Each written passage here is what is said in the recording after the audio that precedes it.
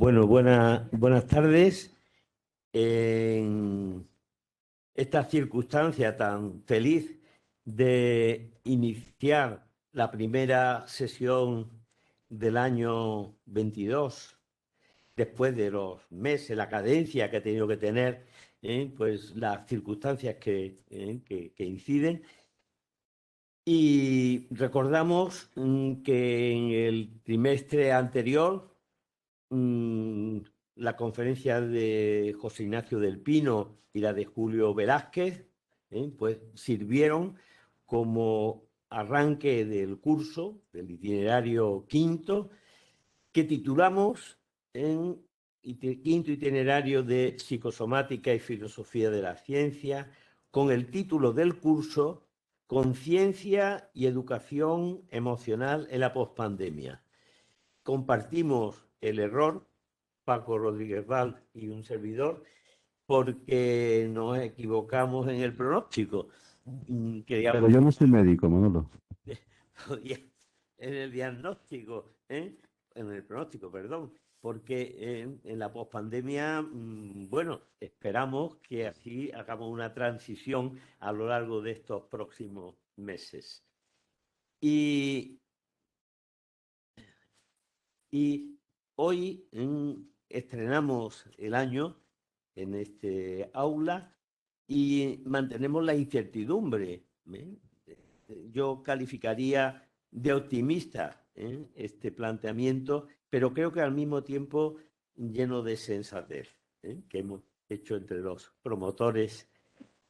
Caben muchos caminos de aproximación a la conciencia. El profesor Arana es veterano en la materia, bien versado, rompedor en cuanto a la presentación en la colección Sendero, y es una primicia la que hoy tenemos por este nuevo libro, que es un regalo que nos hace y que estoy seguro de que superará a lo que ya expuso aquí hace un par de años, lo que ha expuesto en las múltiples intervenciones que están colgadas en YouTube. Y ya en el otoño, nosotros pensábamos que esta etapa peculiar pues iría adaptándose, y en ese sentido yo me he apoyado mucho, y creo que él en mí, en Paco Rodríguez Val, y por eso él será el presentador de la sesión de hoy, del tema y de la persona, y no queda más remedio que desde la Sociedad Andaluza de Medicina Psicosomática sentirse en deuda, por mucho que le digamos, pues de la calidad, del interés que va despertando y que vamos despertando en este itinerario. Esto que yo hago es el pórtico y ahora Francisco Rodríguez Val presentará al tema y al ponente de hoy.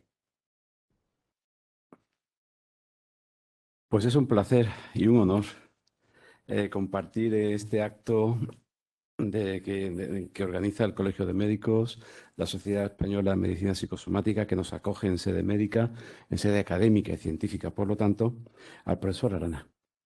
Yo creo que merece la pena dedicarle unos minutos a considerar su figura como pensador, su figura como académico. Y permítanme, por tanto, que les agote durante algunos minutos, no muchos, no voy a ser pesado, espero al menos, calibrando un poco la talla personal y académica del que ha sido del que sigue siendo mi mentor y mi compañero de trabajo en la Universidad de Sevilla, en la Facultad de Filosofía de la Universidad de Sevilla. En primer lugar, el doctor Arana es un escolar, un académico.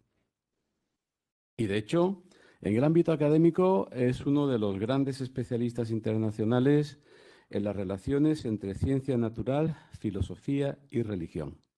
Le ha dedicado toda su vida, 50 años de trabajo, a lo que es el campo de la filosofía de la naturaleza, al estudio de la naturaleza, no solo a la ciencia, no solo lo que la ciencia sabe sobre la naturaleza, porque eso queda limitado a dato objetivo o a teoría científica, sino también a filosofía, a creencia en otros aspectos acerca de la naturaleza física. En este sentido, destacar, por ejemplo, que en concreto, como académico, es de las personas más relevantes en el estudio de la filosofía de la naturaleza de los siglos XVII y XVIII. Y es espectacular el conocimiento que posee sobre Galileo. Sus monografías sobre Euler, Maupertuis, sobre Kant son citadas a nivel internacional bueno, casi tanto, no digo tanto porque sería como lo de Castells, ¿verdad? Que es paradigmático en la política española. Quiero centrar mi presentación, aparte de esta línea, a grosso modo, de gran pincelada, en tres aspectos. En primer lugar, datos objetivos sobre su persona. En segundo lugar, una evaluación subjetiva. Permítanme que después de 30 años de conocimiento haga una evaluación sobre él. Y en tercer lugar, una presentación de la importancia del tema de la conciencia en su tarea intelectual. Como dato objetivo, el profesor Araná es catedrático de Filosofía de la Universidad de Sevilla, becario Humboldt, una de las becas de más prestigio a nivel internacional. Es académico de número de la Real Academia de Ciencias Morales y Políticas de Madrid. Ha sido y sigue siendo profesor invitado en universidades de Europa y de América. De hecho, en Europa, por poner algunas, ha sido profesor invitado en la Sorbona, en Münster, en Berlín. En América ha recorrido todo el periplo posible de países latinoamericanos, de países norteamericanos, de Centroamérica. No sé si ha llegado a estar en Centroamérica, pero en Costa Rica, efectivamente. Sí, y después quería señalar algunos elementos de producción suya que son también, en el ámbito de la filosofía de la naturaleza, de alta relevancia internacional. Su libro Materia, Universo y Vida, publicado en la editorial Tecnos. Su libro Sótanos del Universo, publicado en la editorial Biblioteca Nueva. Un libro que tiene mucho que ver con lo que vamos a tratar hoy, que fue su primera incursión en el estudio de la conciencia, que es La conciencia inexplicada, publicado también en la editorial Biblioteca Nueva. No solamente es un escolar, y aquí viene mi siguiente paso.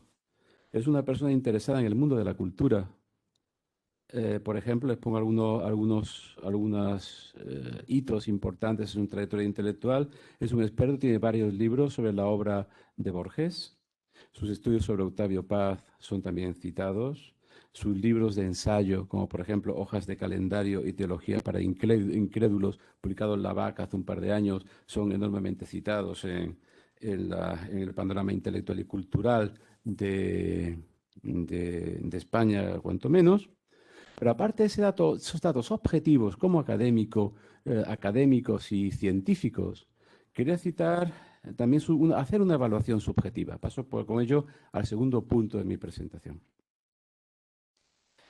Estoy bastante acostumbrado a que cuando trato con personas que no pertenecen al ámbito de la academia filosófica, me pregunten con cierto interés, con bastante interés, bueno, vamos a ver, Paco, ¿qué filósofos hay hoy contemporáneos? Y claro, a mí permítame que diga, a mí como me dedico al tema, se me ocurren cientos, pero cuando preguntan eso quieren decir gentes que estén a la altura de Sócrates, que estén a la altura de Descartes, que estén a la altura de Kant. ¿Hay gente así hoy en día? ¿El pensamiento pertenece al pasado y a la historia o todavía se sigue haciendo pensamiento?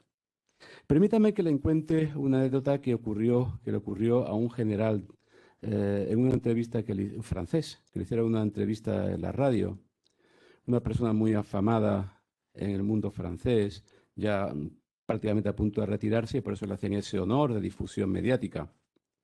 Le preguntó al entrevistador acerca de su vida y él le dijo, como mera curiosidad, que él había sido alumno en el liceo de Henri Bergson, uno de los grandes filósofos de la primera mitad del siglo XX, entre otras cosas, Premio Nobel de Literatura en 1911.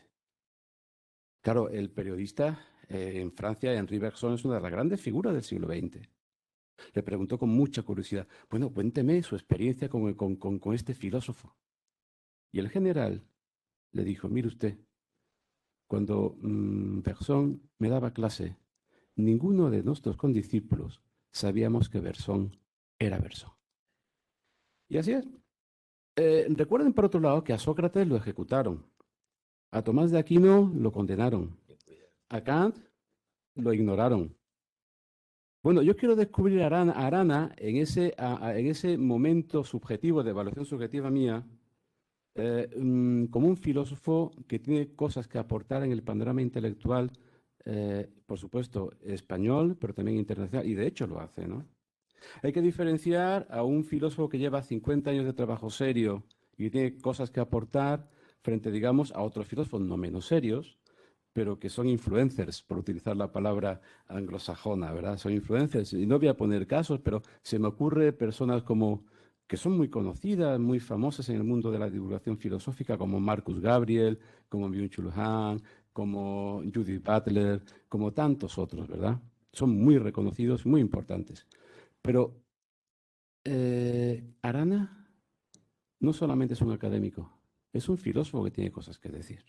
Y en ese sentido, permítanme que tiene cosas que decir y por lo tanto es una de las respuestas que a mí se me vienen en la cabeza, se me vienen a la cabeza cuando me preguntan, ¿hoy hay filósofos? Pues aquí tienen uno, ¿verdad? Permítanme que pase ya al tercer punto de mi intervención, el tema. Miren, el tema de la conciencia ha sido recurrente en la obra de Arana en los últimos años. Y a mí me parece que en este foro académico, en este foro profesional también, en este foro científico, es especialmente importante traerlo. ¿Por qué? Porque es un foro interdisciplinar. Es un foro en el que hay psicólogos, hay médicos, hay neurocientíficos, hay filósofos. Y esas ciencias tienen, al menos en parte, como objeto el estudio de la conciencia. Por lo tanto, ver lo que una parte de esas disciplinas tiene que decir es cuanto menos atractivo. Y más si se hace como un libro, en un libro como este que se presenta hoy. Un libro que a mí me parece que es completo en los datos que maneja, y además que es claro y que está preparado para aclarar y para generar debate. En consecuencia, un libro como este, que es claro, está al alcance de la comprensión de tantos, en un foro interdisciplinar es básico para tratar de un tema tan importante como es la conciencia. La conciencia y la autoconciencia, por supuesto. De tal manera que yo ya acabo con mi presentación. Me he extendido mucho, lo siento. Y con la venia del señor presidente, pues vamos a escuchar al filósofo Arana, porque sobre él se pueden decir muchas cosas, pero creo que es mejor oírle. Juan, adelante.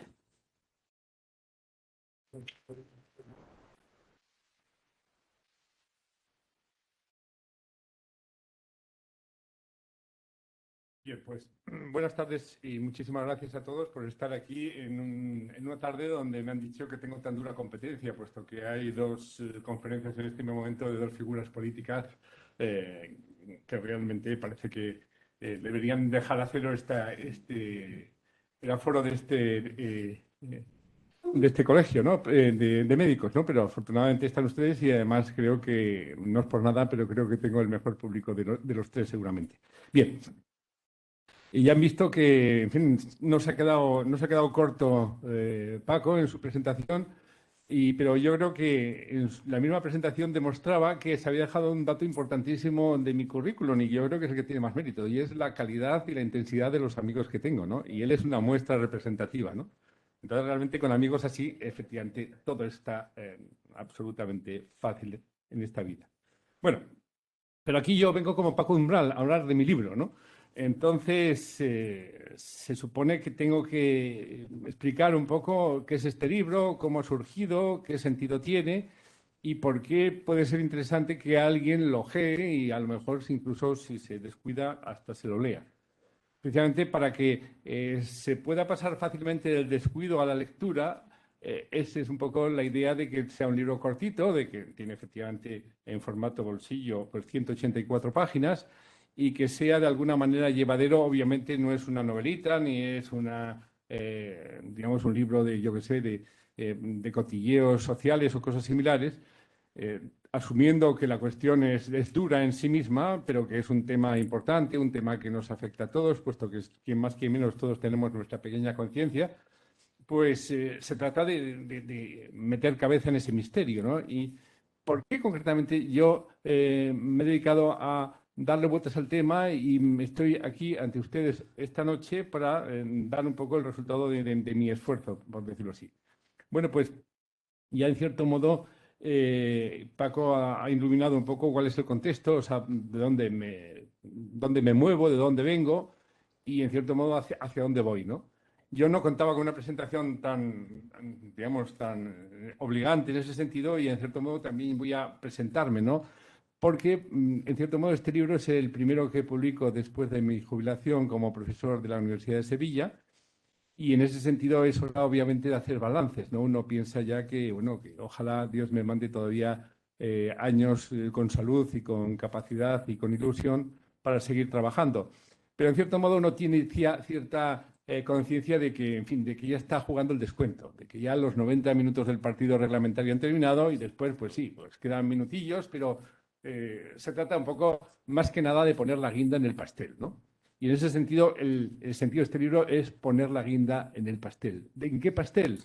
Bueno, pues en un pastel que empezó más o menos, hasta donde yo lo puedo localizar, en el año 1970. Yo creo que debía ser hacia el mes de noviembre, diciembre del año 70. Y pasó, sí, aquí tengo, en este escenario, ¿no? Yo entonces estaba en la Escuela Técnica Superior de Ingenieros de Caminos, Canales y Puertos de Madrid. Estaba en segundo curso y estaba ya, francamente, en plena crisis, ¿no? Porque esto de la resistencia de materiales y el cálculo de estructuras eran cosas que cada vez me gustaban menos y cada vez me costaba más, por decirlo así, estudiar y presentarme en aquellos exámenes. Entonces, un buen día, o más bien una buena tarde, estaba sentado con dos amigos, con los dos principales amigos que tenía en la escuela, y uno de ellos hizo un comentario completamente ocasional, ¿no? Pero que de estas veces que a veces parece como que te dan en una diana, ¿no? Que alguien lanza una flecha y esa flecha te da. Y la frase más o menos fue como esta, ¿no? Seguro que no fue exactamente así, pero más o menos yo la recuerdo así, diciendo, jo, tío, he leído en un periódico que Nietzsche fue completamente infeliz porque tenía en el cerebro mucho ácido láctico. Sí. Bueno, pues eso efectivamente yo creo que fue la gota que desbordó el vaso, ¿no? Yo digo, ¿y yo qué hago aquí calculando cuál es la fibra neutra en esta viga y cosas de este estilo, ¿no? A mí qué me importa, ¿no? Yo veía los libros, entraba a una librería, veía los libros de geotecnia, de cálculo de estructuras, de nada, cero. Entonces dije, no, pero esta sí que es una pregunta. ¿Realmente que seamos felices o que seamos infelices? Que le encontremos el sentido a la vida o que no lo encontremos, que sepamos qué es lo que es bueno y qué es lo que es malo y que seamos capaces de seguir nuestro propio consejo. Eso depende de cómo están los ácidos o lo que sea ahí dentro. Yo creo que eso sí merece la pena dedicar la vida a ello, ¿no? Y sobre todo tuve la inmensa suerte de que mi padre, a pesar de que él me miró con una incomprensión total, pero me quería tanto que me dijo, bueno, hijo, todo el mundo tiene derecho a una segunda oportunidad. Ahora, después ya no me vengas con más cambios. Bueno, pero no me voy a liar ya a contar mi vida porque ya veo que lo estoy contando. La idea es que pensé que tenía que empezar a estudiar filosofía porque la filosofía es donde no podría encontrar las respuestas, pero sí continuar buscando en lo que a mí me interesaba buscar. ¿Y cuál era el problema a mí? Pues el problema que realmente de alguna manera me inquietaba y en cierto modo me sigue inquietando, pues lo simbolizo con esta diapositiva de ahí unas ruedecitas dentro de un cráneo, ¿no? En realidad era el problema de la libertad. O sea, ¿somos libres o no somos libres? Somos libres en el sentido fuerte, en el sentido de que lo que ocurre dentro de nosotros, sea en nuestro cerebro, sea donde sea, es algo de lo cual nos podemos considerar propietarios o somos más bien víctimas o, digamos, sujetos pasivos de unas dinámicas que se inician no se sabe dónde, a lo mejor por nuestra educación, por las corrientes sociológicas, por los campos electromagnéticos, por las descargas dentro de las neuronas y al final somos meros espectadores de algo que ocurre en nosotros, pero sin nuestro consentimiento y sin nuestra participación realmente como protagonistas. Ese era el tema, ¿no? Y la verdad es que en ese sentido soy enormemente pertinaz. O sea, yo soy navarro, de la Ribera de Navarra, y ahí los navarros tenemos fama de ser muy obstinados, ¿no? Pues sí, tengo esa obstinación, porque ese interés no me ha abandonado desde entonces y, en cierto modo, ahí sigo. Pero claro, el problema es que yo llegué un poco a la Facultad de Filosofía un poco como con un lirio en la mano, pensando que esa cuestión le tenían que interesar a todo el mundo y que tendrían montones de respuestas para iluminarme. Pero vi que, bueno, no, que aunque estés en una Facultad de Filosofía hay montones de cosas antes que averiguar y hay que estudiar muchas historia de la filosofía y hay que estudiar latín y hay que estudiar lógica, en fin, una cantidad enorme de cosas. Entonces, bueno, yo me di cuenta que también efectivamente eso es así, ¿no? Yo no aspiraba a ser un aficionado a la filosofía, sino un profesional de la filosofía. Y en ese sentido me tuve que ir remontando, ¿no? Y entonces, claro, ¿cuál es la pregunta, por decirlo así, la antepregunta a esta de si somos libres? Pues llegué a la conclusión de que la antepregunta, es decir, aquello con lo cual me podía atrever más a corto o medio plazo, era, ¿pero cabe algo como la libertad en el mundo? ¿Como la libertad de un ser concreto y limitado como es un ser humano? ¿No está el universo, por decirlo así, como demasiado lleno de cosas para que quepa esa cosa minúscula que es una persona humana en este universo tan enorme? Entonces, la pregunta, por lo tanto, es si cabe la libertad en el mundo, fue la que me orientó y por eso me especialicé no en antropología filosófica, que era lo propio si el problema que me interesaba realmente era el tema de la libertad, sino en la filosofía de la naturaleza. Porque la filosofía de la naturaleza, es decir, el estudio de qué es la materia, qué es la energía, cuáles son las causas que desencadenan el trajinar del cosmos, pues eso es lo que me podría dar la pista de si al final queda un huequecito para después ahí decir, ahí va a ir la libertad. Y efectivamente, ahí empecé y seguí, y durante muchos años, pues no solamente hice mis estudios, sino después mis trabajos, mis tesis doctorales y mis artículos y finalmente mis libros, pero poco a poco me empecé a ir acercando, ¿no? Precisamente al hilo de los manuales que escribí para estudiar, para explicar la asignatura de Filosofía y Naturaleza, ¿no? Y el primero de ellos fue este, ¿no? Claves del conocimiento del mundo, materia y movimiento. Por ahí empecé. Un par de años después conseguí sacar un segundo volumen donde ya... Ay, no, he vuelto a sacar la misma diapositiva. Ustedes me perdonan. Es un segundo volumen, aunque ahí se ve que hoy he gafado este PowerPoint que lo he preparado esta misma mañana, ¿no? Y ahí ya se habla de, digamos, vida y universo. Después ya, efectivamente, esto ya lo ha mencionado Paco, materia, universo, vida. Ahí sí que ya, por decirlo así, empecé a ajustar las clavijas, empecé a tener una cierta imagen de cómo está hecho el mundo, de cómo está hecho el universo. Por supuesto, no a partir exclusivamente de la reflexión filosófica, sino en diálogo con lo que la ciencia moderna, a lo largo de los últimos siglos ha descubierto, que son muchísimas cosas. Y ya definitivamente, y con esto acaba un poco esa primera época, en los sótanos del universo. Los sótanos del universo le tienen un subtítulo que se titula El determinismo natural y sus mecanismos ocultos. O sea, yo diría, pues, ¿qué hay por debajo, ¿no? Y ese que hay por debajo sí que me llegó a una cierta convicción, aunque no es algo que haya demostrado, porque entre otras cosas he descubierto que en filosofía y en ciencia no se consigue demostrar nada.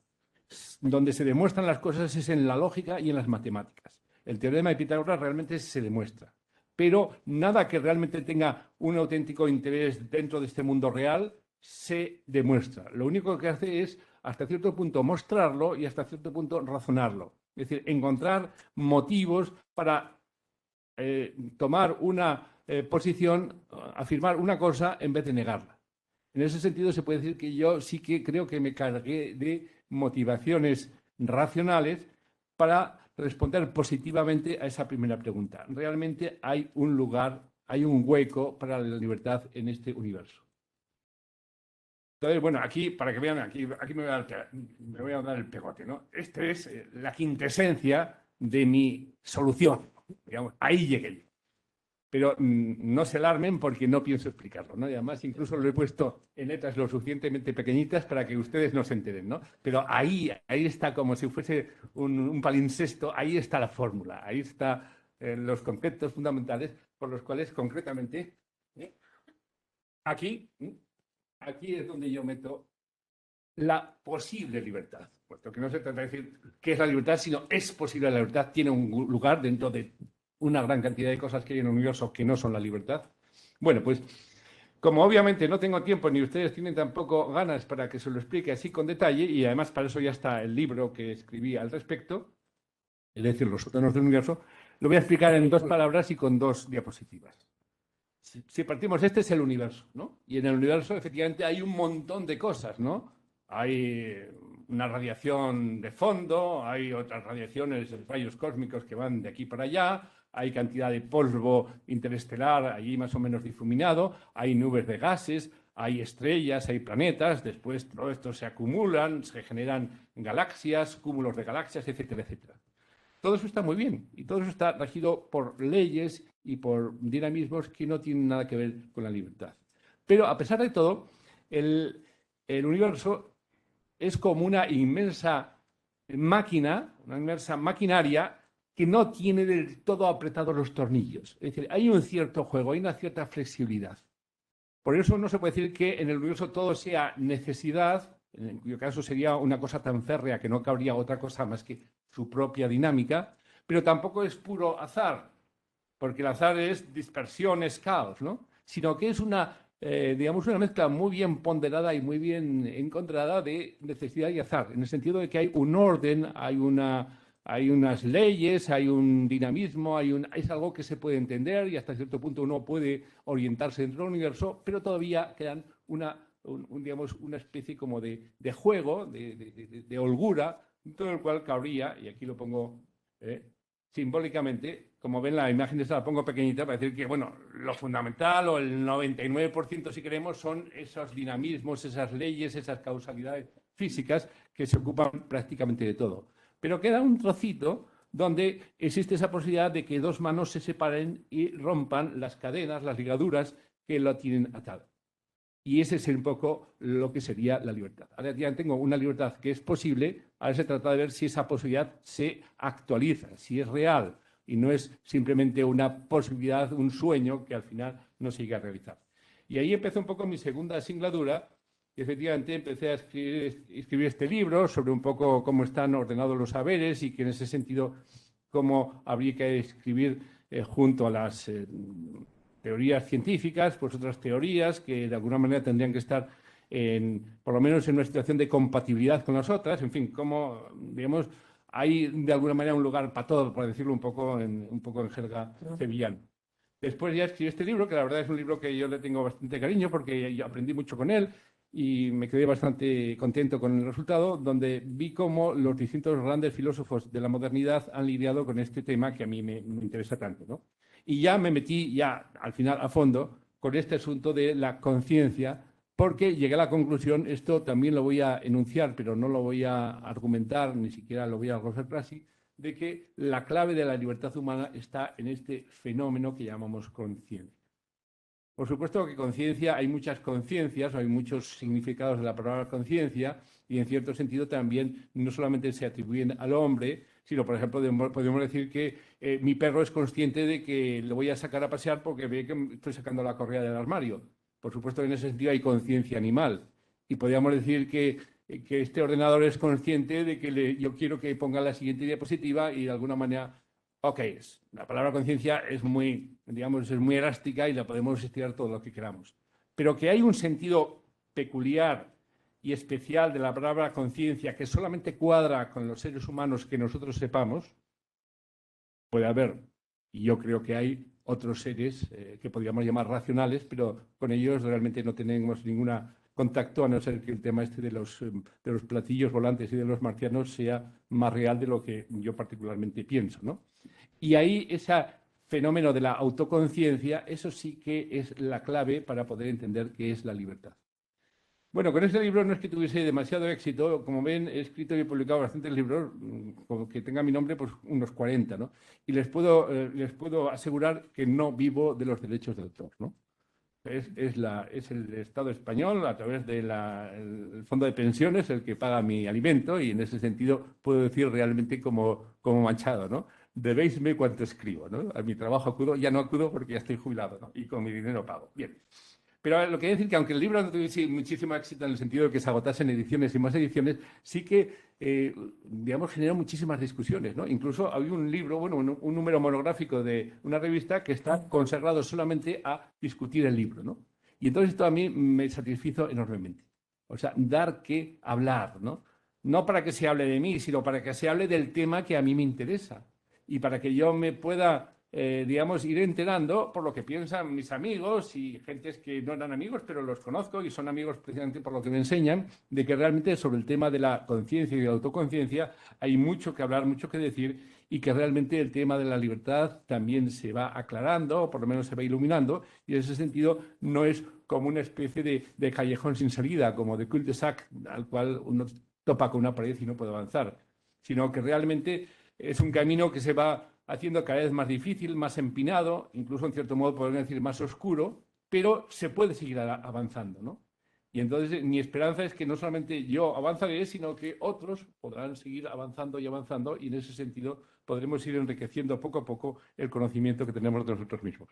Bueno, ¿cuál es el problema, por otra parte, de ese libro?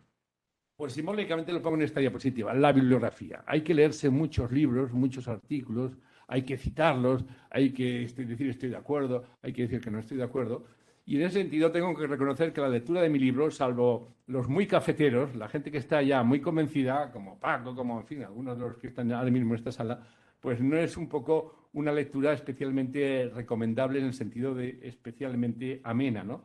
Hay que, y claro, para de alguna manera hacer pensar a los demás que uno no es un auténtico majadero, no es un auténtico tipo iluminado que saca de su cabeza la solución a los problemas, pues uno tiene que hacer eso, ¿no? Pero como en cierto modo dijo una vez que le escuché yo por lo menos Montserrat Caballé, la gran cantante, cuando le preguntaron por la técnica del canto, dijo, bueno, la técnica del canto es algo que hay que aprender y que después hay que olvidar. Porque para ser alguien que realmente destaque en esta profesión, tan malo es no haber aprendido como no haber olvidado después, ¿no? Entonces yo dije, bueno, pues yo más o menos en ese libro he aprendido, pero ahora tengo que olvidar, es decir, tengo que quitar un poco toda la hojarasca, no solamente de listas bibliográficas, sino el aparato crítico, ¿no? Bueno, aquí realmente esto no es de mi libro, obviamente, ¿no? Es un ejemplo de un texto de la Biblia y como hay que poner una cantidad enorme de notas a pie de página, simplemente para que se sepa que lo que se ha puesto arriba no es una tontería, sino que está avalado porque el tipo que lo ha escrito ha comparado manuscritos, ha estado haciendo vueltas y más vueltas y también una discusión incluso conceptual y cosas similares, ¿no? Bueno, pues insisto, es importante tener la bibliografía, es importante ser capaz de poner ese aparato crítico y después hay que ser capaz de decir, bueno, y todo eso, ahora, para la gente que no necesita todo eso, ahora se lo explico de un modo mucho más directo, ¿no? Que es lo que yo he conseguido sacar en limpio después de todo ese esfuerzo. Y en cierto modo, esta es la justificación de este libro. Este libro es un poco como el extracto, ¿no? Como el de quitamos toda la hojarasca, todo lo que realmente no es que sea hojarasca, sino que los profesionales, para los profesores de los libros no tiene mucho significado. De hecho, no tiene ninguno, a no ser que digan, bueno, esto va como apéndice del anterior. Pero al que no sea un profesional de la filosofía o de la neurociencia o de la inteligencia artificial y quiera de alguna manera enterarse o quiera de alguna manera encontrar un interlocutor para discutir sobre esa cuestión central que nos afecta a todos los seres humanos como seres humanos, pues entonces está ese extracto, esa especie como de limpio de polvo y paja, de cierto modo, ¿no? ¿Por qué? Bueno, porque dejando aparte ya de las dificultades del libro, están las dificultades del asunto, y es que hay una cantidad enorme de personajes que han hablado y que han investigado y que han hecho su propia aportación sobre este tema. Aquí he puesto el retrato de algunos de ellos, ¿no? No son todos, pero al final he dicho, no he puesto ninguna mujer, por eso, bueno, sí que hay muchas mujeres importantes, ¿no? Pero efectivamente este es un mundo bastante machista de la neurociencia, aunque ahí tenemos la eximia premio Nobel Rita Levi Montalcini, y actualmente sí que, digamos, en el campo de la neurociencia sí que están. Pero claro, estos son gente más o menos que ya están jubiladas o incluso muchas de ellas ya fallecidas, ¿no? Y ahí efectivamente pues hay una cantidad inmensa de personajes, unos son filósofos, otros son neurocientíficos, otros son especialistas más bien en inteligencia artificial, en fin, gente también muy interesante, pero claro, si uno se dedica a repetir lo que otros han dicho o a glosar lo que otros han dicho o a parafrasear lo que otros han dicho, pues al final, bueno, ¿y lo tuyo para qué sirve? Mejor, en vez de leerte tu libro, pues me leo el de Sangué o el de Damasio o el del Ginás o el de este o el de aquel, ¿no? Entonces, por supuesto que escribir un libro significa un cierto exhibicionismo por otra parte y sobre todo decir, bueno, ¿por qué no? Voy a decir yo mi propio asunto, porque creo que hay cosas que ninguno de estos, por muy premios Nobel o por muy genios que sean, lo han dicho por las razones que sean y yo creo que se puede enriquecer el panorama y dar como un toque nuevo, ¿no? Ese es un poco el problema de buscar ese toque nuevo, ¿no? Que no sea quiere decir, todo lo que no sea tradición es plagio, ¿no? Es decir, todo lo que no sea, en cierto modo, lo que yo he asimilado, pero ver si algo sea. Después está el otro tema, ¿no? Y es que la investigación de la conciencia con los procedimientos científicos es tan compleja, hay que meterle tantos cables, hay que enchufarla de tal manera, hay que disecar la realidad consciente de una manera tan terrible que uno al final dice, bueno, el que ha puesto todos esos electrodos en este señor, que nos mira un poco con una mirada un poco asustada, creo yo, no sé exactamente cuál es la expresión. Paco, tú que eres especialista con Darwin y la expresión de las emociones, yo no sé cuál es la emoción que este sujeto está mostrando en este momento, ¿no? Pero al final uno llega a la conclusión, ¿qué es lo que el que puso los electrodos encontró? ¿La conciencia o cómo de alguna manera el cerebro queda afectado por toda esa... Y si dejándonos aparte el problema un poco es el problema de cómo estudiar una realidad sin interferirla o interfiriéndola de un modo que no la falsee por completo. Está el hecho de que en sí mismo, aquí lo he puesto simbólicamente, o sea, la red neuronal del cerebro, la complicación es tal, es decir, hay más de 10.000 millones de neuronas en el sistema nervioso central. Y cada neurona puede tener varios cientos, cuando no miles, de conexiones con otras neuronas. Entonces, las combinatorias, es decir, los posibles cierres de circuitos que hay, son tantos que, digamos, se sobreponen, pero muy largamente, al número de átomos que hay en el universo. O sea, en ese sentido, estamos desbordados por una complejidad tan enorme. Entonces, y normalmente, todo esfuerzo filosófico y científico es simplificador. Pero aquí la simplificación es tan enorme, es tan terrible, que uno dice, bueno, pues si al final aceptamos es absolutamente como en la historia del burro flautista por pura casualidad. Y ya, bueno, pues efectivamente, si encima nos ponemos a hacer algoritmos y empezamos a hacer fórmulas y empezamos a tratar de encontrar cuáles son las fuerzas y los campos y las descargas, etcétera, etcétera, pues todavía también nos encontramos metidos en una maraña de símbolos que también nos podemos preguntar, bueno, ¿y eso qué? ¿Y eso recoge, nos da una imagen fiel o nos falsea, nos hace como nos apantalla, nos impide llegar a ese fondo? Bueno, pues estas dudas yo las tengo y para mí que todo el mundo las tiene. Y que precisamente los que más saben, más las tienen. Es verdad, hay personas que aunque sí, aunque, en fin, han escrito libros y son famosos y tal, son tan, en el fondo, son tan, por decirlo así, son, no sé cómo decirlo, son tan mentecatos que se creen que realmente lo tienen ya prácticamente pillado, ¿no? Cuando no, yo creo que cada vez que más se sabe, uno es más humilde, ¿no? En ese sentido, yo todavía soy poco humilde porque todavía sé poco, ¿no? Pero sí que he aprendido un poco a transitar ese camino. Bueno, vayamos ya entonces al tema, ¿no? ¿Qué es la conciencia? ¿Cómo lo he intentado dar vueltas?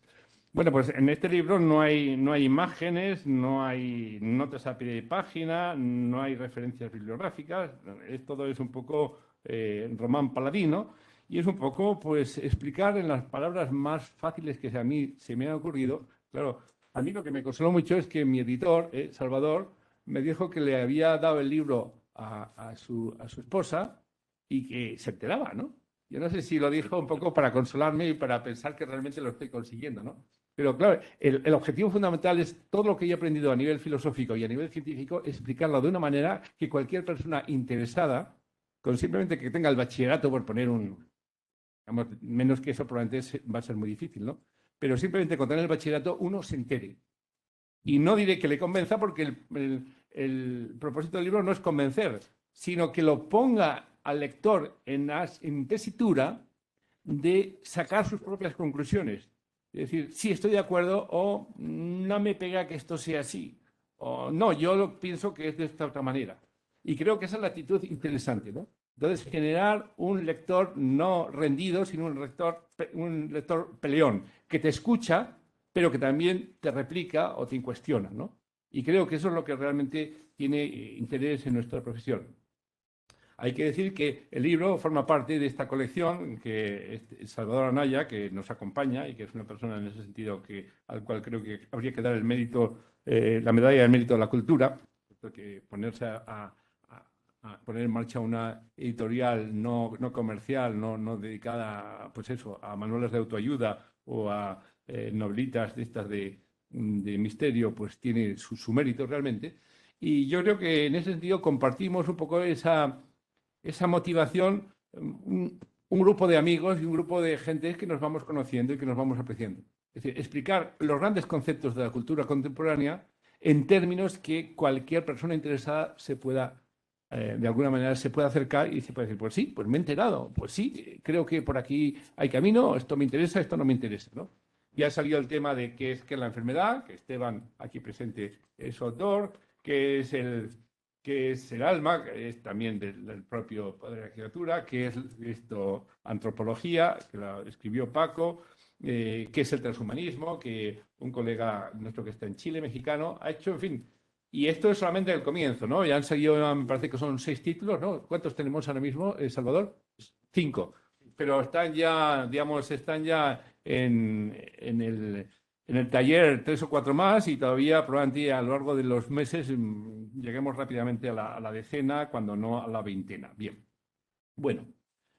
Pero ya resumiendo también, digamos, con imágenes, más que con conceptos o con consideraciones, ¿cuál es la posición fundamental que yo asumo en el libro?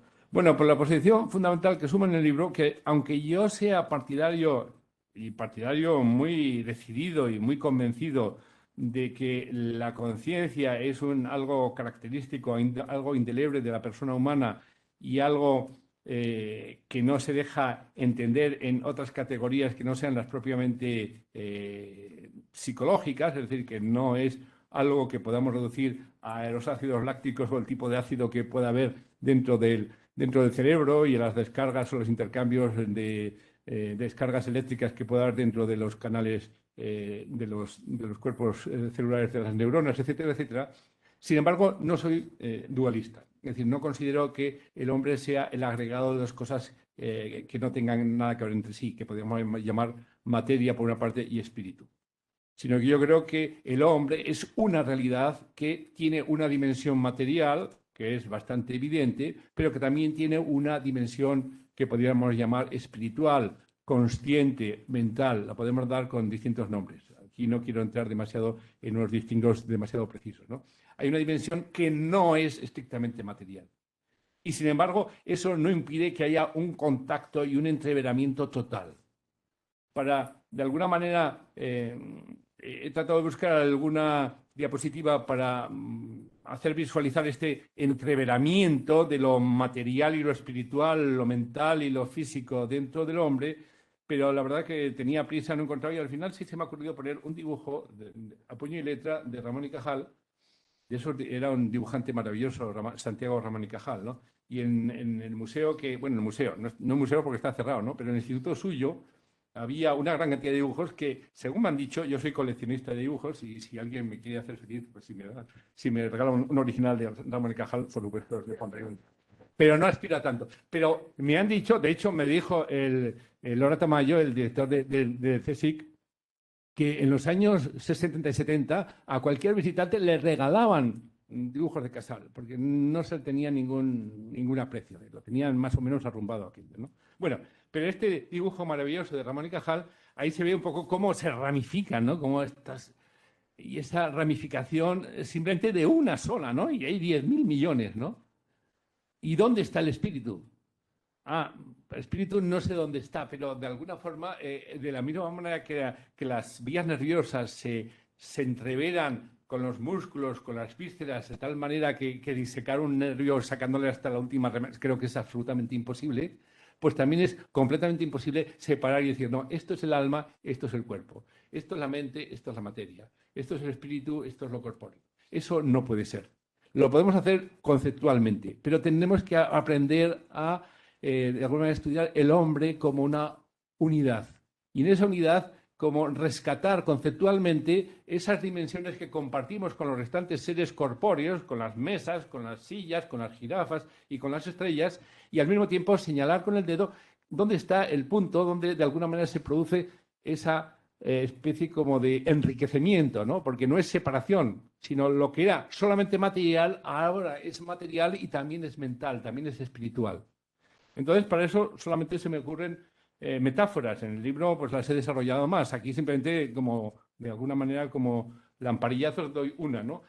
La parábola del grano de mostaza, como saben, es una parábola evangélica, ¿no? Pero la idea es, ¿no?, de que una cosa tan pequeñita, eso realmente es un grano de mostaza, lo que ven ahí en la punta de un dedo índice, y se genera, bueno, me parece que eso no es una burbuja de la mostaza, pero en fin, iba con prisa y no he podido acabar de comprobar. Pero vamos, es un matojo bastante grande, ¿no? Es decir, de una cosa muy pequeña puede salir una cosa muy gorda. De una pequeñísima cabo suelto, por decirlo así, que desde el punto de vista físico casi resulta completamente desvaneciente, sin embargo, se le da por completo la vuelta al ser resultante. Eso sí, aquí me permiten un pequeño esquema que tampoco voy a explicar mucho, pero decir que realmente prácticamente todo lo que hay en el ser humano también lo podemos encontrar en muchos mamíferos e incluso en seres que están más alejados de nosotros en la escala de la evolución. Sin embargo, no creo que la autoconciencia hace que todas estas características que compartimos con nuestros hermanos o con nuestros primos animales son iguales y son completamente diferentes. Porque allí donde hay una percepción simple, pues tenemos una percepción consciente. Donde teníamos la sensación, aparecen los qualia. Donde teníamos memoria, aparece la memoria de sí, que es una cosa bastante distinta. Donde había inteligencia meramente animal o meramente algorítmica, por supuesto, en ese sentido también las máquinas son inteligentes, ahora tenemos una inteligencia consciente. Donde había reflejos condicionados, ahora aparecen los hábitos. Y donde había compulsiones ciegas o instintivas, de repente aparecen los actos voluntarios. O sea, esa cosa pequeñita, ese grano de mostaza, realmente es mucho, es muchísimo. Entonces, en el libro trato de hacer ver cómo eso se produce. Cómo ese pequeño suplemento, ese pequeño enriquecimiento consciente le da, en cierto modo, la vuelta a todo nuestro organismo. Y de ser simplemente un mono bastante listo, nos convertimos en algo que a lo mejor ya no somos tan listos como los monos, pero somos, en cierto modo, de otra estirpe, por decirlo de alguna forma. Y ya que estoy terminando, creo que decir, bueno, y al final, ¿por qué la ciencia no es capaz, ni será capaz, que era la tesis del libro anterior, de explicar esa autoconciencia que nos hace libres y que nos hace ser tan especiales? Bueno, porque acudo yo a este cuadro de Magritte porque, en cierto modo, creo que representa cuál es la tesis fundamental que mantengo, ¿no? Aquí, digamos, la metáfora es que la ciencia sería el espejo.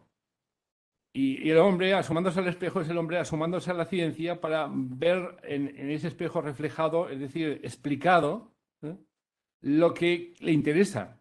Pero lo que quiere ver en este momento no es la habitación, lo que quiere ver a sí mismo. Entonces, la idea es que un poco cuando la ciencia se convierte en espejo de nosotros mismos, no nos da nuestra frente, nos da nuestra espalda. Aquí un poco la metáfora sería que, digamos, el aspecto, digamos, la parte de atrás sería el aspecto objetivo, lo que cualquiera puede ver. Mientras que el frente es lo que solamente dos ojos ven a dos ojos y entonces no ven solamente una persona que tiene tal tamaño, que tiene tal peso, que es de tal sexo, que tiene tales características o tales otras, sino ve otro yo, otra cara con la cual se puede interactuar. Y eso es lo que la ciencia no da. Porque la ciencia lo único que nos enseña son objetos. Y lo único que hace es destrozar, analizar, desmontar y después volver a montar los distintos objetos para conseguir un poco un conocimiento objetivo del mundo. Y el problema es que lo que llamamos conciencia es lo que nos convierte a nosotros en sujetos. Y lo que nosotros necesitaríamos sería una ciencia que nos diese nuestra subjetividad. Pero la ciencia no puede ser subjetiva y por eso hay una especie de imposibilidad radical, imposibilidad de base de que la ciencia nos dé la respuesta que estamos buscando. Tenemos que encontrar más bien ese diálogo y entrar en ese planteamiento dialógico que en vez de buscar cosas, busque personas, ¿no? Entonces, ahora, ya para terminar, me estoy pasando, todavía me quedan Vamos bien. 5 minutos. Bien, bueno. Pues entonces, para que hasta ahora he hecho una especie de presentación, pero ahora sí me gustaría leerles solamente 3 páginas del libro, que son las 3 últimas, las conclusiones, ¿no? O la conclusión, para que vean un poquito cuál es el estilo de lo que se dice y del cómo se dice, ¿no? Y hay que decir que esta lectura también, porque cuando estaba hablando también de mi Paco, diciendo, yo estaba pensando, ¿qué razón tiene? Hay que ver, este hombre ha captado mi genio y mi maravilla, ¿no? Entonces, efectivamente, bueno, pues ya le dije que todo autor es muy vanidoso y se cree grandes cosas de sí. Entonces, yo estoy un poco, digamos, apesadumbrado porque ya tengo 71 años y todavía no he cambiado el mundo, ¿no? Entonces diría, bueno, pues ¿por qué no? Pero claro, yo tendría que decir algo importante, como yo qué sé, yo en mi circunstancia, o en serio, nada, en fin, una cosa esta, ¿no? Entonces digo, bueno, en beneficio de los que me van a escuchar esta noche, sí que voy a hacer un descubrimiento realmente que va a ser. Y entonces digo, toma, si está aquí, ¿no? Y entonces he dicho, bueno, pues le tengo que poner un nombre para que se diga después, Arana, el famoso filósofo que inventó o que descubrió él. Bueno, pues sobre la marcha se me ha ocurrido llamarle el principio no antrópico, aunque algo se parece, sino el principio, ahí lo tienen ustedes puesto, antropoyético. Toma ya. Entonces, ahí está, digamos, está la herencia que voy a dar yo al mundo, que voy a pretender. ¿Y dónde se explica? Pues justamente en estas 3 páginas, para que vean ustedes que cuánto les doy por cuán poco. Pero, en fin, ahora ya empiezo a leer, si consigo leerlo. Está un poco pequeño, pues, vale. Y dice lo siguiente: contemplar los documentales sobre la naturaleza del National Geographic suele despertar un sentimiento muy vivo de admiración por la variedad insólita de formas que enriquecen este planeta. Más aún cuando añadimos los que se refieren al sistema solar y las imágenes que los telescopios captan de las incontables galaxias. Pero cuando el espectador adquiere la costumbre de refugiarse en este tipo de entretenimientos, huyendo de la soporífera retahíla de anuncios publicitarios, series televisivas centradas en autopsias y homicidios, o doctrinarios boletines de noticias con sesgos demasiado evidentes, también acaba por invadirle a uno cierto desasosiego, cierta sospecha de agotamiento. Casi da vergüenza confesarlo, pero tras admirar la milésima orquídea, el millonésimo escarabajo, el centésimo cuerpo sideral, o el 40º antílope o el 12º felino, es difícil reprimir el sentimiento de que, al fin y al cabo, no es para tanto. El libro de Stephen Gould, La vida maravillosa, evoca la infancia de nuestro planeta, la época cámbrica, cuando el número de florecientes fórmulas vitales, luego desaparecidas, superaba ampliamente el de las que han sobrevivido hasta nuestros días. Aún así, examinar ese perdido venero daría lo sumo para media docena suplementaria de programas divulgativos. Nevadas montañas, procelosos océanos, desiertos de arena sin fin, borrascas y huracanes arremolinándose, todas esas cosas cautivan, pero antes de lo esperado y deseado empiezan a repetirse machaconamente, como si no diera para más el caudal de diversidad que las nutre. ¿Eso es todo? ¿Tan pronto se agota el manantial de primicias? El hastío vital de los patricios romanos, que también reflejan las cartas a Lucilio de Séneca, retorna convertido en enfermedad de masas, puesto que si no está al alcance del ciudadano medio agotar el abanico de posibles experiencias físicas, como hicieron aquellos infelices privilegiados, todos podemos abarcar horizontes mucho más amplios gracias a la democrática popularización de lo virtual. Ante la evidencia carencia de recursos de la realidad para saciar nuestro inagotable afán de invenciones, el talento de artistas, cineastas y creativos ha porfiado para abrir ante la ansiosa mirada del pueblo soberano nunca vistas perspectivas, que también terminan fatalmente revelando una combinatoria demasiado limitada y previsible. Basta con darse una vuelta por un gran almacén de videojuegos para verificarlo ad nauseam. Los palurdos se maravillan ante cualquier truco o fenómeno nunca visto en su villorrio, pero los feriantes que viven de su curiosidad saben perfectamente con cuánta parsimonia hay que administrar las dosis de novedades que les venden si no quieren agotarlas demasiado pronto. Desde que la televisión llegó hasta el último rincón del globo, lo tienen cada día más difícil. El universo, en resumidas cuentas, es menos variado de lo que parece y de lo que la receptividad humana merece. Muchos cosmólogos pretenden que su tamaño es infinito, aunque lo afirman más por razones especulativas que sobre la base de evidencias empíricas. Aun en el caso de que lo fuera, de que el universo fuese realmente infinito, no prevén para la fábrica del cosmos otra fórmula que la de variaciones sobre el mismo tema. La teoría de los muchos universos de Everett apura este motivo hasta lo inadmisible, puesto que hay infinitos universos, pero se parecen unos a otros casi como gotas de agua. Deberíamos atrevernos a confesarlo. La finitud nos asedia por todos los lados. La refutación más categórica que merece el panteísmo es que sería desmesurado llamar Dios a algo tan monótono y aburrido como el universo. Siempre las mismas estrellas, las mismas galaxias, espirales, elípticas, agujeros negros, en fin, la cosa se agota bastante pronto, bastante pronto. Es más verosímil postular que el universo no fue ideado ni posiblemente creado con el propósito de mantenernos con la boca abierta por los siglos de los siglos. ¿Qué otra intención sería más verosímil? Pues que haya sido hecho a medida no de la novelería humana, sino de la humana laboriosidad. No es una selva que se traga todo lo que se interna en ella, sino un huerto que bien puede cultivar hasta un desmoralizado cándido.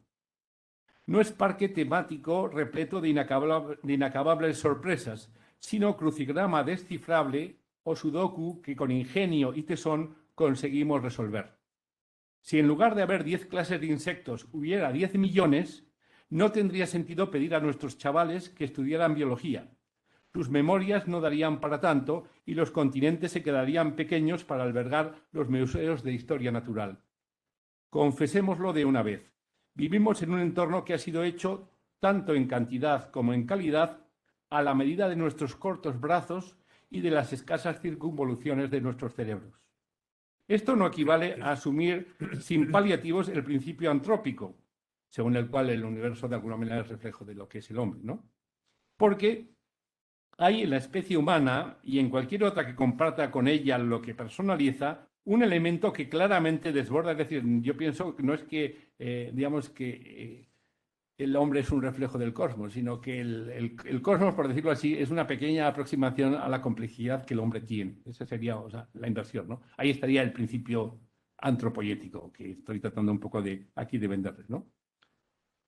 Es decir, en la especie humana y en cualquier otra que comparta con ella lo que nos personaliza o lo que la personaliza, hay un elemento claramente que desborda las fronteras del cosmos dentro del que, como simple especie biológica, estamos también asentados. Se trata, una vez más, de esa conciencia autotransparente que nos espolea para superar todos los límites y, como se dice que pensaba hacer el filósofo griego Arquitas de Tarento, traspasar con el bastón las fronteras del último confín del universo, a fin de averiguar qué puede haber detrás, qué puede haber más allá.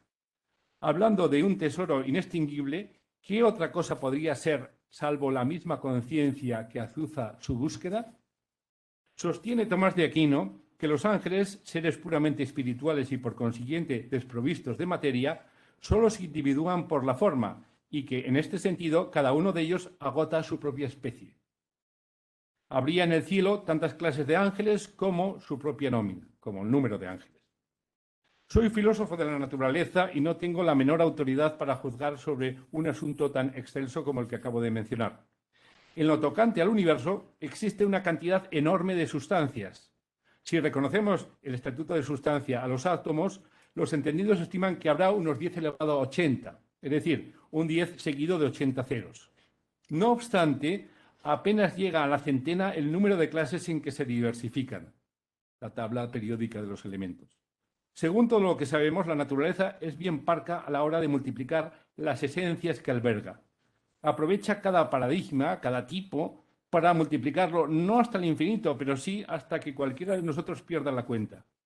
Tipos de moléculas hay muchísimos, pero el espectro de enlaces químicos que las generan es muy limitado.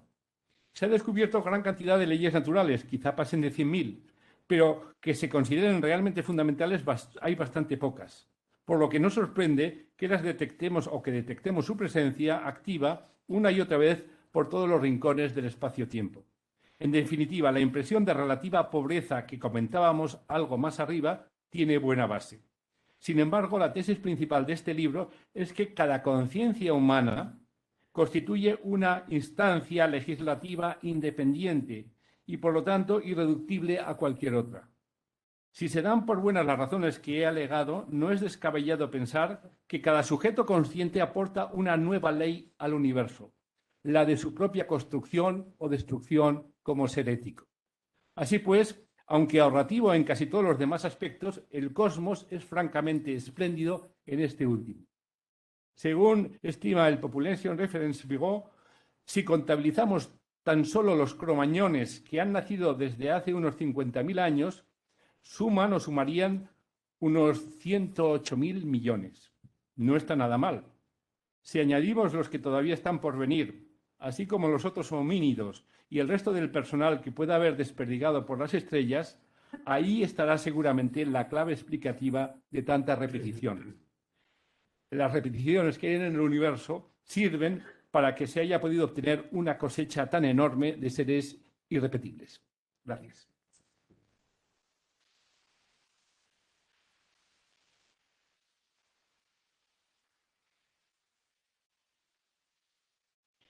Bueno, pues muchas gracias, Juan, y enhorabuena a todos los que hemos estado.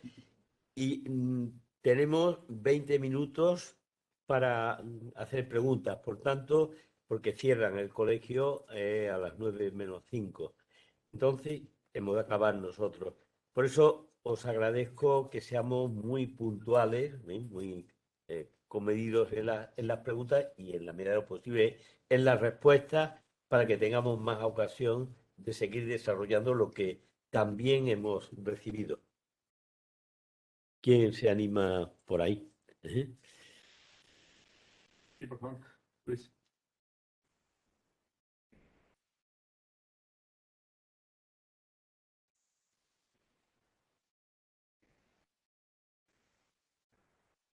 Sí.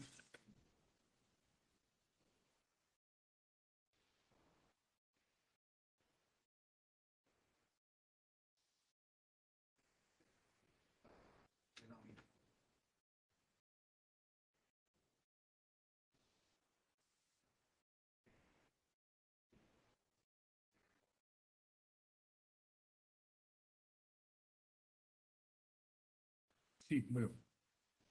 Sí, lo que pasa es que yo me metes en un fregado porque efectivamente yo me las he visto y me las he deseado para escribir el capítulo, ¿no?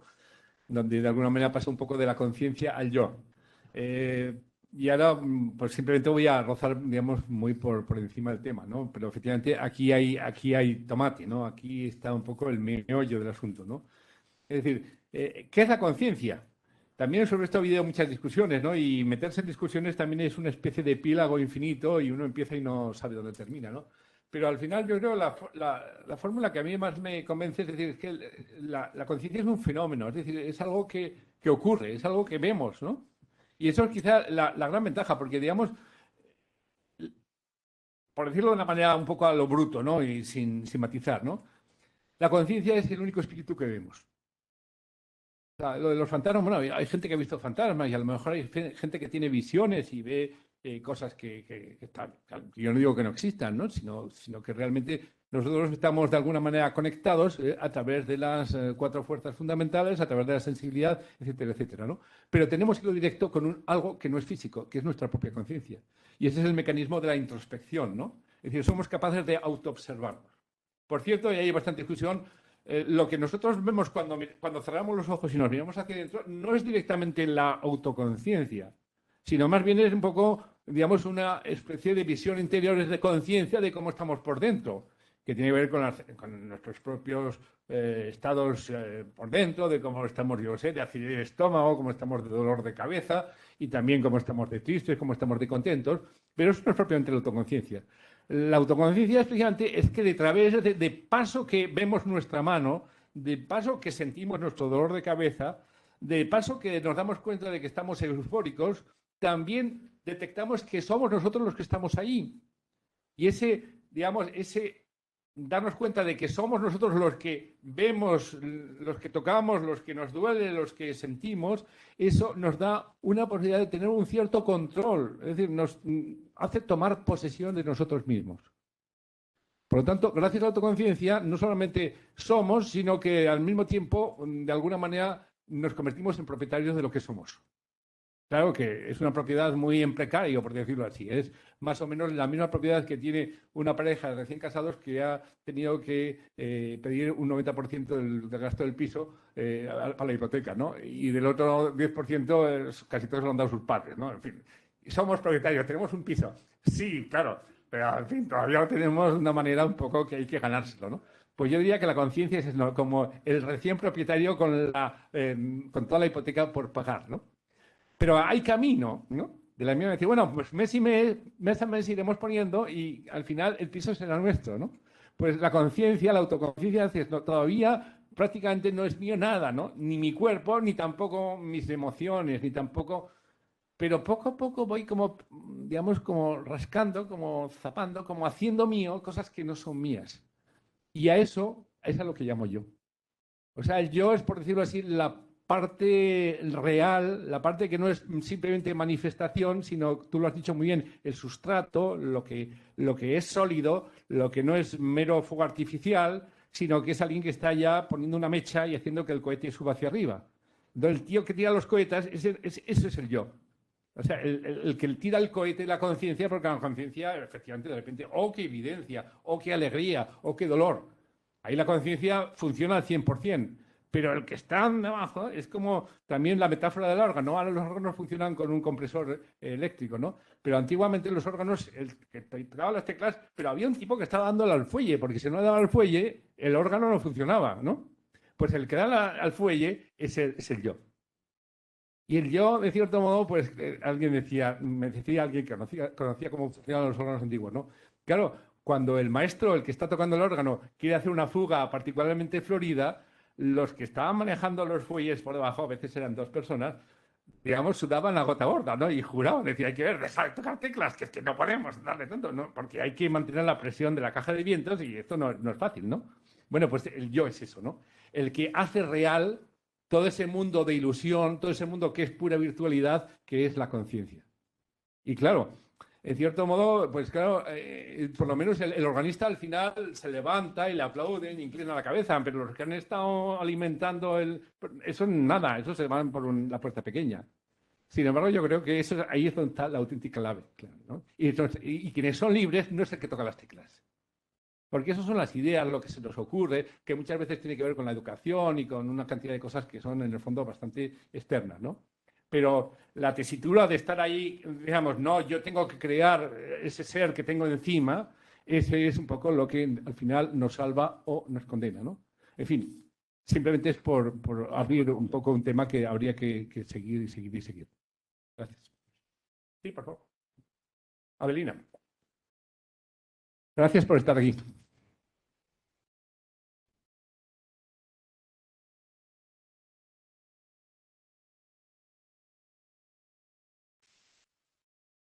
Hay que decir que Avelina es profesora del departamento y hemos estado discutiendo durante años, años y años y seguimos en ello.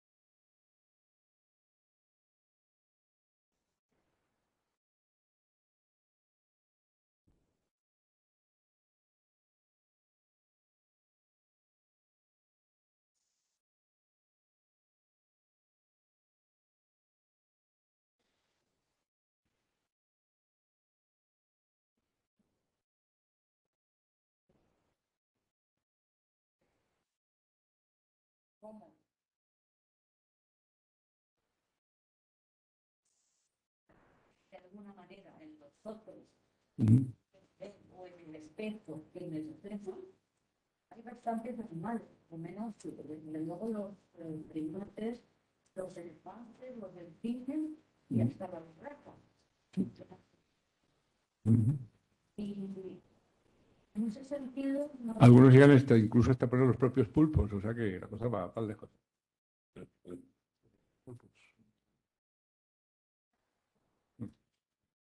¿por qué tendría que ser el ser humano?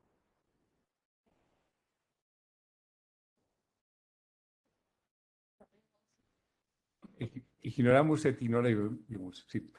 Bueno, si quieres agregar algo más, yo creo que ya has dicho bastante, ¿eh? O sea, es decir, has dicho mucho más de lo que yo puedo responder, ¿no? Me refiero a eso, ¿no? Que si quieres poner más preguntas, pues más difícil todavía, ¿no? Pero Hay que repartir. no te voy a responder a esta pregunta porque esta pregunta no es una pregunta, es un frente, ¿no? Este es un frente que tendríamos que, bueno, que ya de alguna manera hemos hablado sobre estos asuntos y podríamos seguir hablando mucho más, ¿no? Pero lo único que te advierto en ese sentido, que te matizo, es que yo no he dicho en ningún momento de este libro ni del anterior que los animales no tengan autoconciencia como la que tienen los hombres. Eso es una afirmación demasiado fuerte para decirla. Yo he dicho que la conciencia, la autoconciencia es un misterio. Y como tal misterio, no podemos encontrar una explicación causal de cómo y cuándo y por qué. Y por lo tanto, yo no sé por qué yo tengo conciencia. Y si no sé por qué tengo conciencia, ¿cómo voy a saber si la tiene y por qué la tiene o la deja de tener los animales? Para mí eso es un misterio. Lo que ocurre es que con la autoconciencia tiene ese carácter, que sobre esto sí he insistido hace un momento, de que es empíricamente comprobable. O sea, yo puedo comprobar empíricamente que yo tengo conciencia. Y la verdad es que si somos un poco rigurosos, yo diría que solamente podemos comprobar eso. Es decir, cada uno solamente puede comprobar empíricamente su propia conciencia. Respecto a las conciencias ajenas, incluso de los seres humanos, solamente puedes juzgar por analogía, por decirlo así. Por diciendo, yo reconozco en mi hija que tengo aquí delante y en cada uno de ustedes o de vosotros, esto, que tenéis una serie de manifestaciones externas que en mi caso se enlazan con ese fenómeno de mi propia autoconciencia que para mí es absolutamente irrefutable. Y entonces yo, digamos, por analogía, veo que en el comportamiento de las personas humanas hay aspectos, hay dimensiones, precisamente las que salían en eso, que solamente apelando a una autoconciencia tienen una explicación, o tienen, si no una explicación, por lo menos una justificación, digamos, cabal. En cambio, todos los elementos de la conducta animal que conozco yo hasta ahora, incluso los que has mencionado, ¿no? Que determinados chimpancés, cuando ven, por ejemplo, se ven a sí mismos en el espejo y alguien les ha puesto subrepticiamente un pequeño sombrerito, en vez de quitar el sombrerito del espejo, se quitan su propio sombrero, con lo cual han identificado, en cierto modo, que la imagen que ven ahí es su propia imagen. Pero eso no implica que eso no se puede explicar más que mediante la autoconciencia. Porque el tema es que la conciencia simple, y esa conciencia simple que sí que es la percepción y que es lo que puede explicar la neurociencia de una manera bastante potente, explica muchísimo. Entonces, los elementos del comportamiento animal que yo conozco hasta ahora no son inasequibles a una explicación meramente fisiológica a través de los procedimientos de las neurociencias. Animal o... Mientras que hay algunos aspectos de la conducta humana que son precisamente los que más se ligan, en mi caso concreto, a mi propia autoconciencia y a la que yo supongo que todos mis semejantes tienen, que realmente no parece demasiado razonable hoy por hoy que podamos encontrar una explicación meramente fisiológica, meramente neurocientífica para ellas. Y es a partir de ahí donde hago una apuesta. Pero en ese sentido yo no afirmaba, sino que yo apostaba.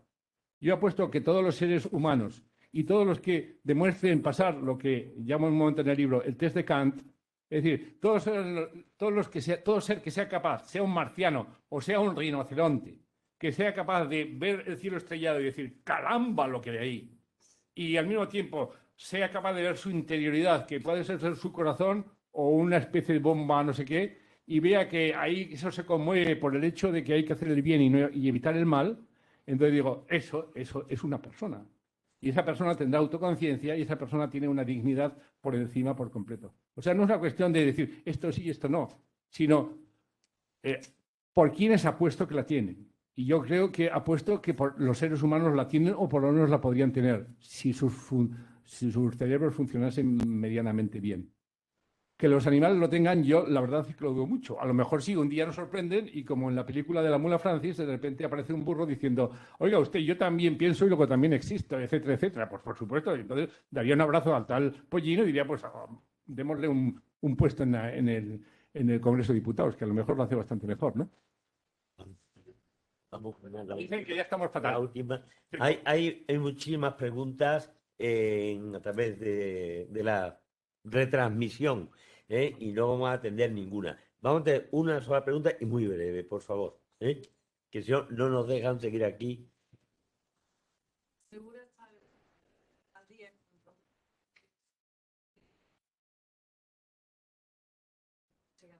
sobre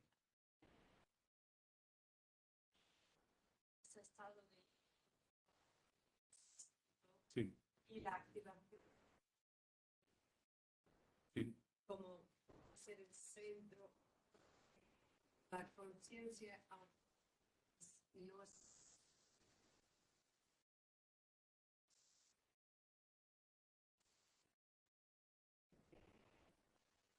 cuando tenemos experiencia mística o en la meditación.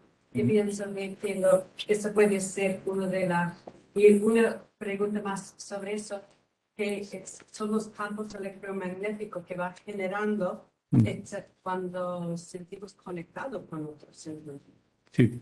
Realmente este tema que es incluso ha desarrollado toda una disciplina que lo llamada neuroteología, es un tema realmente bien interesante y es un poco analizar mediante los procesos que nos permiten analizar cuáles son las activaciones de las distintas zonas cerebrales por tomografía, por emisión de positrones o resonancia magnética funcional, etcétera. Se puede ver, por decirlo así, qué zonas del cerebro implican mayor actividad metabólica y, por lo tanto, podríamos inferir que hay también una frecuencia de descarga neuronal mayor cuando se tienen determinadas experiencias, como por ejemplo, yo que sé, monjas que están en una oración más o menos concentrada, etcétera, etcétera, ¿no? Y creo que eso tiene un enorme interés, pero es un interés cartográfico. Y la verdad es que, a pesar de todo, y lanzando una pequeña duda, es que, digamos, son bastante difusas esas localizaciones, porque, claro, las zonas prefrontales se activan de esa manera, pero también de muchas otras, ¿no? Y normalmente cuando hay una función, digamos, una actividad cerebral, mental mínimamente interesante, pues prácticamente es una especie de concierto de luces que van atravesando distintas zonas del cerebro.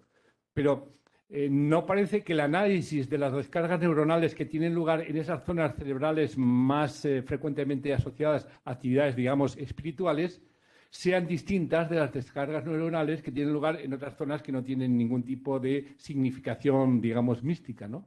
Con lo cual, bueno, obviamente el cerebro hay descargas neuronales y hay asambleas de neuronas y hay un disparo sincrónico de ciertas zonas, pero esos son fenómenos que están asociados a la autoconciencia. Pero de ninguna manera parece que se pueda encontrar a partir de ahí una explicación de por qué justamente las descargas de esas zonas neuronales coordinadas de tal manera producen fenómenos de autoconciencia y en cambio otros que en cierto modo parecen bastante equivalentes, bastante parecidas, porque esas en cambio no. O sea, en ese sentido sí que hay un aumento de, por decirlo así, las circunstancias, ¿no? ¿Dónde, cuándo, por qué sí, por qué no? Todo esto sí que hay un tratamiento científico de la autoconciencia. Pero de alguna manera el intríngulo es último, la naturaleza última de lo que ocurre cuando emerge la conciencia, eso es lo que definitivamente escapa. Y como por otra parte eso funciona y durante lo podríamos llegar a funcionar, aunque estamos lejísimos, haciendo un análisis de cómo funciona el campo electromagnético que de alguna manera guía esas descargas neuronales dentro del cráneo, ¿no?